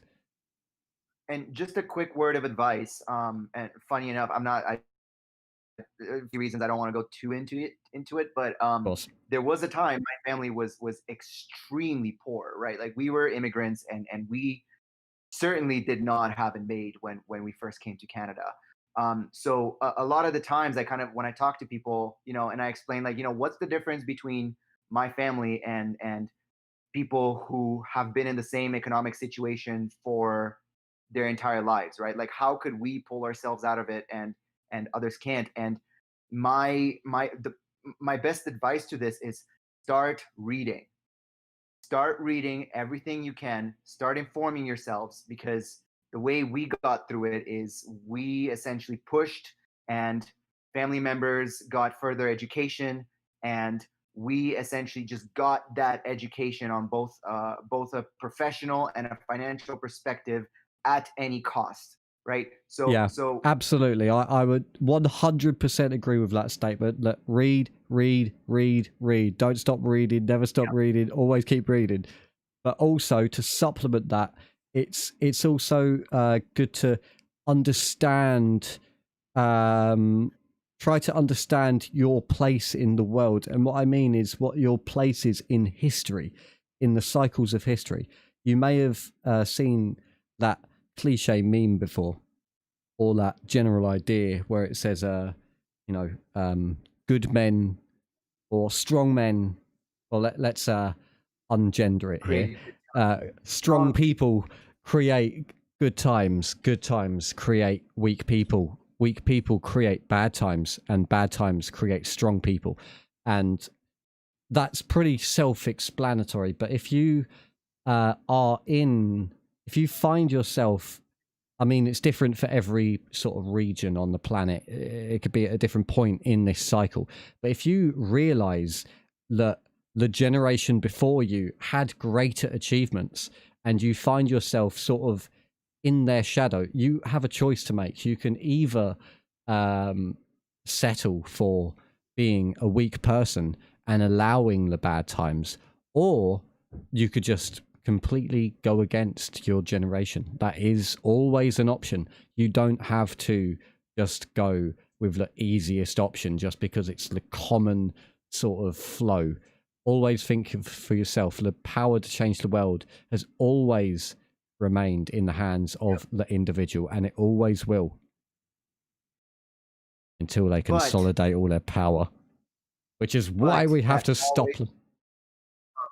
that always comes with hard work. Exactly. Always. Always. No There's such no thing way as around that. There's just an no extra there. There's no such thing as get rich quick schemes. There's no such thing as there's get money rich that you quick did not work flukes. for. Flukes that you can happen upon an opportunity, but there's no tried and true way to get rich quick. You need to Right. just be on the. Tell you what, though, this sort of we should do a show in the future on sort of I don't know how best to describe this topic, but sort of more spiritual, I suppose, ideas of sort of creating your own reality, because I'm not a big believer in it, but I do believe there is some merit to the idea that your attitude creates your reality. Like, the way I describe it is luck is something that is self-determined. And I saw an Well, interesting show about this. I believe it was Darren Brown. Do you know Darren Brown? He's he calls himself a mentalist, I believe. He's a sort of a I'm illusionist.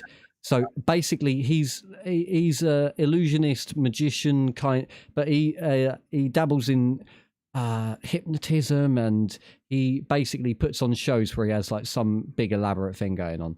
A lot of people think he's a dickhead. I think a lot of what he does is quite interesting, but you know, he's showed this effect before, where he took a range of people that self-described themselves of having good luck or bad luck, and then what he did was he got them to sign off that at some point in the future you agree that I can come and mess with your life in some way, right? And so they're just completely unaware. They're just aware that some years in the past they've allowed him to do this. It may or may not happen, you know. So what he did was he found people that said they were unlucky, people that said they were lucky, and he essentially presented them with the same opportunities that would escalate, and they were obviously faked opportunities that would sort of escalate to a point where amazing things would happen to the person if they were to follow sort of the thread along, and if they were to sort of roll with it. And what happened was the person that believed themselves to be lucky. Like, they actually believed themselves to be lucky. Like, they said, I believe I have really good luck. I don't know what it is, but there's just something about, like, my life that good things happen to me. I think it's like I've been smiled on by a rabbit's foot or whatever, right? And so one of the very first telling setups, and one of only two I'll go into because people should really check out the episode themselves, is they had someone standing around in the shopping centre with a clipboard. And they said, excuse me, sir or madame, you know, the one was a man, one was a woman, I believe. And so the woman was the one that believed herself to have good luck, and the man believed himself to have bad luck. But the woman came up and she said, oh, do you have some time to fill out a survey? And the woman said, oh, yeah, sure, of course. And like the survey was like 3 questions long. And it was like, what do you think of the shopping centre? Oh, I think it's great. Oh, thank you. What do you think of this? What's your favourite colour? And she answered loads. And she was like, oh, thank you for taking part in our survey. We're giving everyone that takes part in our survey today £50. So here's £50 cash. And she went, oh, well, thank you. Oh, that's amazing. And the man, can you guess what happened? Excuse me, sir, would you like to take a survey today? Off. No, thank you. Yep. And the other thing that they did, just to wrap this up, was they just left a fiver, not a five, I think it was another 50, just in the street, right? But obviously it was like taped down a little bit or whatever. And the woman noticed it, but the man didn't. And it was just this sort of, he was more closed off to the opportunities around him. So it wasn't like this magic thing where he'd been blessed with bad or cursed with bad luck while she had been blessed with good luck. It was all in the mind. It was their attitudes about themselves that were, you know, sort of shaping their opportunities in real time. I found that fascinating. I believe. And for go our ahead. left-leaning audience here, just to say, like, we're not here to basically pull a you make your own destiny and it's 100% your fault if you're poor. Absolutely not. All we're saying is, yes, you know, life can really like I don't even shaft think you have some. to say that. I got these ideas from pretty lefty hippies, you know, where it's like, hey Oh, man, it's all in the mind, man. It's all subjective, well, that's the dude. thing. Like, sure, life can shaft the shit out of you, but that doesn't change the fact that being ridiculously optimistic actually brings on good fortune. Hmm. But I suppose you're So, more of a realist than that, because I don't think I would consider that the sort of emotions based approach to life, where you sort of well, work on your intuition, you I sort think of work on your feelings and your relationships and the people around you, the language you use. And then there's the people like us that are more analytical, maths focused, certainties, very probabilistic thinking, where we weigh up possibilities and sort of we analyze things and assess their credibility in that way. Where that's not the only way to think, though, obviously. But no, and so I always try to but consider what the other I feel like side of thinking might be. But to sort of bring this back round to the main topic, how can we segue all of this? Well, if the world is what you make of it, then why can't money be what we make of it as well? Just because we have, you know, been sold down the river in this way. I mean, we also haven't finished talking, like, kind of going through the psyche of every. We're still at the first level of the Oh, psyche right. of So every. just to wrap up quickly, the couple of levels that you weren't going to do, I'd say that if you have Sure. 10 grand, you're probably like upper, lower class. 100 grand would put you squarely in the middle class. A million, you're probably upper class, nowhere near 1% levels. I mean, you've got doctors, you've got Oh some no, a minor million. celebrities, you've got engineers. Million is 1%. Nowadays, it's anyone can make a million nowadays. If you just work at it, you can easily become a millionaire. You just got to save up enough every year, invest in some small investments, and you know you could save up 1 million if that's your goal. And that was what I meant to wrap this around back with all of the positive thinking talk, which is that if you set out to become successful and you sort of focus on that, then you will surround yourself with successful people. You will imbibe, material that will allow you to become more successful. You will just become naturally interested in doing the sorts of things that will allow you to become more successful. Hmm. And it's all in the mind in a way, but at the same time, it is all pretty concrete. I mean, you've got actual acts of Congress in place solidifying this. It's been in place for a century. There's huge institutions involved. So it does bring up the point of how exactly do we get past this? But to move on further with the analogy at 10, so if you were to move on in steps of thousands, you've got millionaires, but what about the billionaires? How would you characterize them?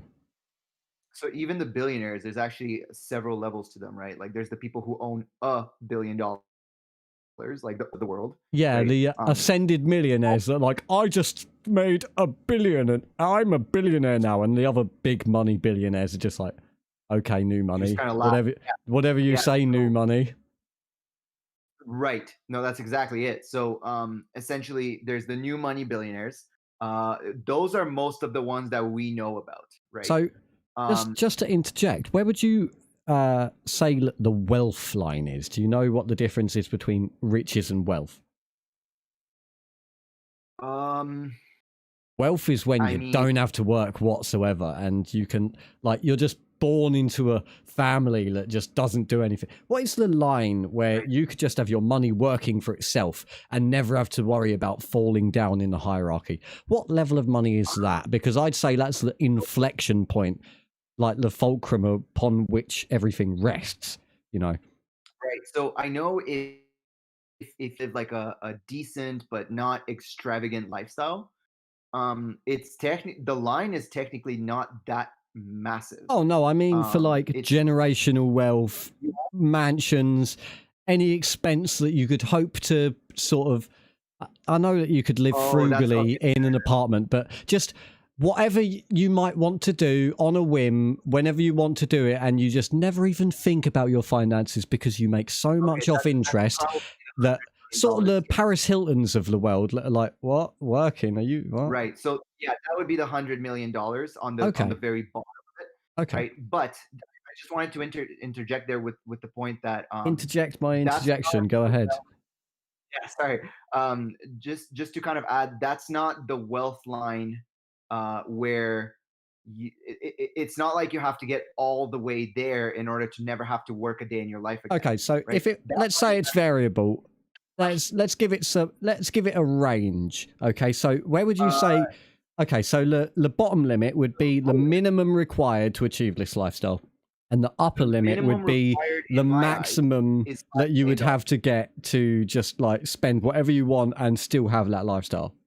And anything above that would Right. just be That obscene to me is wealth, $5 obviously. million, dollars, $5 million. right? And at the upper limit, what's the last amount of money that you might have to get in order to just be completely self-sustainable forever, no matter how So much you here's why I'm spent? saying $5 million because I'm talking US money, right? $5 Right. million is the point at which you can invest your 5 million, and as long as you get 5% returns every year, Hmm. you get $50,000 in revenue, I and that see. is I see. essentially I see. I see. I see. That's interesting.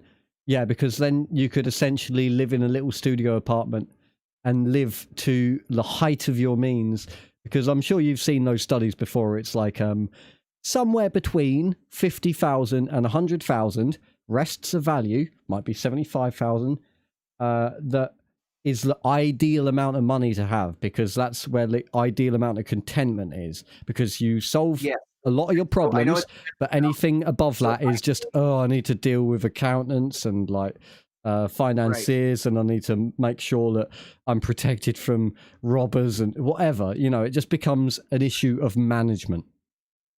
So actually, okay, let me rephrase that then. Then I'm actually going to change the number, Hmm. and I'll put it at $8 million because I know it's just over $70,000 that it takes to Yeah. have the most amount of happiness out of your money. But also remember, interest rates are not 5%.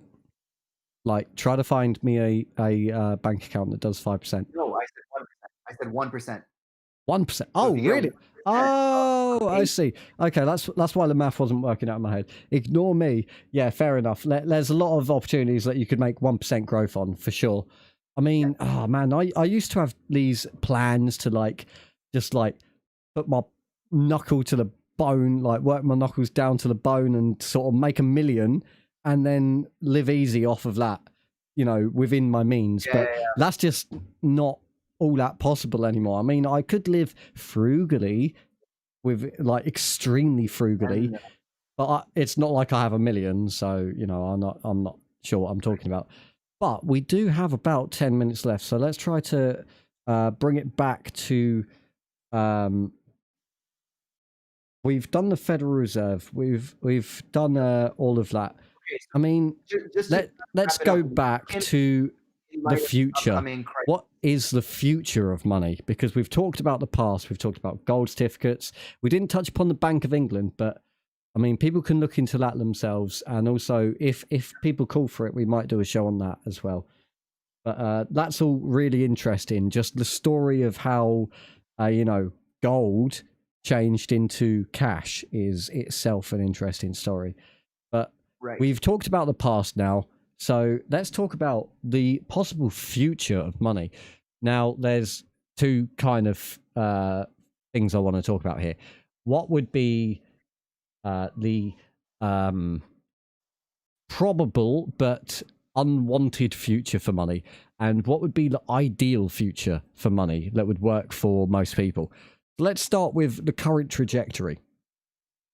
Right. So the current trajectory right now, and I know it sounds a little alarmist, but unfortunately, I've actually consulted with some financial professionals on the subject right before this, well, yesterday, right, as part of my Oh, research. okay. Um, and on it looks like, and I again, I know it sounds alarmist, um, but it looks like we are in for an inevitable, insane rate of what's it called? Devaluation of the money, Hmm, right? absolutely. So, Well, it's um, the chicken's coming home to roost because, as you've seen, it's just a scale that's just climbing and climbing and climbing. right, And and I'm not just talking about regular inflation. I'm talking no, in very absolutely. serious term. It's a very strong word that I'm about to say, but we might be looking at hyperinflation at this point. I So sure hope not, because that's when you get into the situation of Venezuela, or going back further, you've got Weimar Republic. That's the sort correct. of, or Zimbabwe, another example. Like, you don't want hyperinflation in your country. That is a So death sentence for an economy. for the short term, I can't really give direct. I can't tell the audience what to do. But what I can tell the audience is what I am doing as a result of the research that I've been doing. I will be doing my best to convert a lot of my savings into non-monetary assets, right? And the first place I'll be looking is gold and silver. Oh, So not in shiny Pokemon cards. That's what I've been doing. certainly not shiny Pokemon cards. All right. Uh, All right, you do your but thing, I'll so do mine. okay, sounds good. So essentially, what I'm doing, and I know it also kind of sucks to be buying gold right now because it's been going through the roof lately. Because essentially, all the people who have the littlest amount of wealth, who are well knowledgeable in the system, they know that it's right now is the time to convert your assets into either Well, real estate I'm not going to or overturn into that, but I'd just like to add to that that if you're going to be buying gold, people out in the audience, it might be a little bit more expensive, but ideally, what you would want is physical gold. Because if you get yes, gold don't buy, certificates, if you get gold do not certificates, buy. there could easily be a massive devaluation in that. But if you have physical gold, then you will always have that physical substance. There's no way that that will just half evaporate over in your safe overnight. Um, Yeah. it The might other it good might part about devalue in general, but it will always devalue less than sort of these speculative assets like cash and certificates and bonds and whatever else. yep, and the gold is it's one of those assets that you for sure know that no matter what happens with history, it will always retain a value So that's no matter precious what. metals. It's But one of the very few assets. another thing that obviously is a big thing right now is I mean, I feel bad touching upon this Bitcoin, since it's so near to the end of the show, and this is such a big topic. And I know that you wanted to talk about Bitcoin, so I'll just give you as much time as you want now to sort of Sure. explain how you. I mean, I think we should do a whole episode on cryptocurrency. The order of these That's episodes we've got planned, right. because I was really looking forward to sort of getting deep into the ramifications of cryptocurrency with you, but it looks like we're running out of time. So yeah, exactly. Um, So you've got about I have 5 minutes. I'm going to give 5 you the minutes. floor. Okay. So Bitcoin, what's it all about? Bitcoin. First of all, I just want to warn the audience, Bitcoin as it exists is for sure not the direct successor of cash. And what I mean by this is I think Bitcoin is an amazing way to replace cash. But unfortunately, what Bitcoin is right now is the great grandfather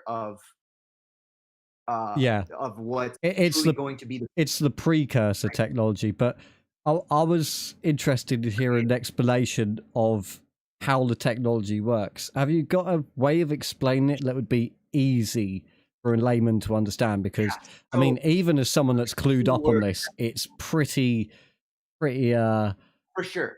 pretty Yeah. difficult So topic.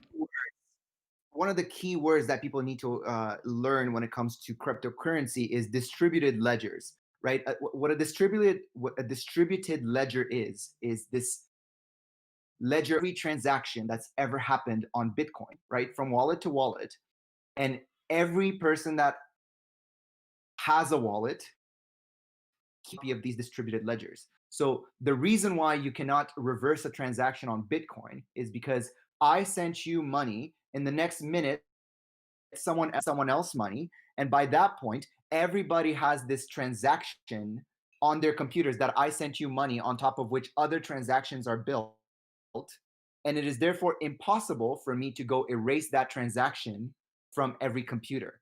As such, when people ask me how much money do I have in my wallet, the computers can check and go, well, the last time you did a ledger transaction, it was this, and this was the amount that you had.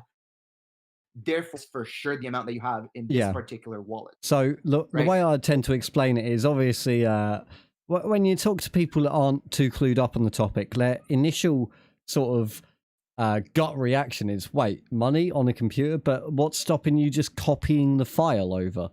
So that is part of the reason of what just stops you copying the file over. But what else goes into it? Because there's all sorts of cryptographic reasons. So in the easiest way possible, how exactly So in the does easiest all of way that possible work? to How explain it, does there's mining relate to right. crypto? So there's actually a limit, and I believe the limit is somewhere around the 20 something million Bitcoin, and where somewhere around the 70 to 80% of the amount of Bitcoins that have been mined so far that can be mined, right? Hmm. And it all it is essentially this guy Takashi, who we still don't. Is it? No, it's not Ah, Takashi. yes, It's this oh Miyamoto, the Nintendo guy. No, I yeah, know you're talking about Satoshi. yeah. Anyways, this guy essentially came up with a mathematical formula that is so damn complicated to solve that every time you get past a certain threshold, you get a bit of value, Hmm. right? So essentially, the reason you can't solve for more than 20 something million is because that's how many points there are in the equation. And the equation is so complicated that with every new point that you get in the mining, it gets a little harder from a computational perspective to mine the next one, Hmm. right? So Which is you've got actually to, a nice way. It's like this way you make sure that you don't over create money, which is essentially the problem that we have right now with the money printer in the Federal Reserve, right? So from that perspective, that's why I'm saying I think it's the future in a good case scenario because it would stop the world from creating all this fake money, right? And we can still have hmm. a debt-based economy without making up all of these absurd financial products, right? So we're Um, going to have to do a full episode on this to go into all of the just details, but one that's the why basic Bitcoin on overview. okay, So sorry, just one thing. The reason why Bitcoin is not the answer right now is because you cannot have more than a handful of transactions per second, as opposed to the thousands and thousands that are happening with would real world money. that would That's why need we need to happen in order to back up a global system. That's why, yeah, it's going to be a couple of generations, but Bitcoin is just the colloquial term at this point for crypto in general, like Google is the colloquial term for having a search on the internet. So I think it's not so much about Bitcoin itself, but the general idea of distributed ledgers, creating a decentralized sort of banking network that actually can stand up to the centralized computers and networks of the banking system, because it's similar in big tech as well, which we'll talk about during that episode. You've got right. companies like YouTube, well, Google, and then YouTube underneath, that have these massive data centers, absolutely huge, biggest in the world. So imagine being a little startup and trying to compete with YouTube. You put an exclusive video up on your platform, and you buy the fastest server you can, that you can get the biggest loan out that you can for, and you're still, all they do is just ignore you, just steal the video, put it on their thing, it runs faster, people see it better. Like, you might be able to legally fight back, but it'll be a drop in the pond, they'll be able to do it again. Yep. You're not going to be able to compete. But then there's companies like BitChute that they're able to compete because they're not competing on the same grounds. It's like asymmetric warfare, like guerrilla combat in a way, because they're not actually leveraging huge data centers. They're actually leveraging the torrent network, which I'm sure every techie in the audience is familiar with. But for those that aren't, the torrent network is essentially a person-to-person network that allows files to be shared, like Napster, LimeWire. In fact, were they even torrents? I'm not sure. Or they might have just been file sharing networks. But torrent is where, a file is shared on someone's computer, and then you can download pieces of that file from anyone's computer that has it and is choosing to upload it at the time. So that's why it's a distributed network. So similarly, when you're watching a video on BitChute, you're not just pulling a single video from a single server. You're actually pulling it directly from the temporary history of every user that's ever watched that video. And the more people that watch it and the more popular it gets, the more people are able to upload to the network and the faster the video is. And so it's a very scalable system. It's very interesting. And these are the sorts of innovations that I think. That perspective. Hmm. It's really And so these are the sort of technologies that I wanted to go over in our big tech episode, because I think it's important to have a sort of unified front when we try to push back against these sort of things. It doesn't do any good to, expose one angle of one thing and then call it a day. There's all sorts of problems, and we're going to be trying to, bring different solutions to the fore. So, I mean, well, I'm not going to call what the next episode is going to be right here and now, because we're pre-recording this episode. So we've not actually been able to take live suggestions in the chat or anything. But when I've read any suggestions, you've heard what we're interested in doing. So, Let us know. just let us know. And might even put a poll out. So let's wrap this up then. Again, been a fantastic episode. You've been a great guest as always. It's always a pleasure talking to you. I always tend to learn something really significant that I didn't before, and I'm sure that you feel that this is, a beneficial sort of experience for both of us as well as the audience, because we've had very positive feedback from these. The thing is, I enjoy looking these things up on my own always, right? So this to me is also a way to kind of make sure that the things that I learn do hold water, right? Because I give you and post recording, I give the audience in the comments section, which we do watch live. The Oh, upper kind of absolutely. It's just to explain that a little bit. We are on the radio at the moment on synonicsounds.live, but until I get the confirmation from my employer that we have sort of access to the live stream key, I'm unable to stream directly to the platform. But that is something that we're planning to get set up within this month, and so very soon we should be plugged in live and direct, and we'll have people in the chat and talking to you live. We'll be taking questions, we'll be taking names, kicking asses. It'll be great. So it's been great talking to you. It's been a fantastic episode. And everybody, see you next time. This has been Jim Domino Show on synonicsounds.live. I love you all, and now I've got to leave you all. See you later, guys. Bye-bye.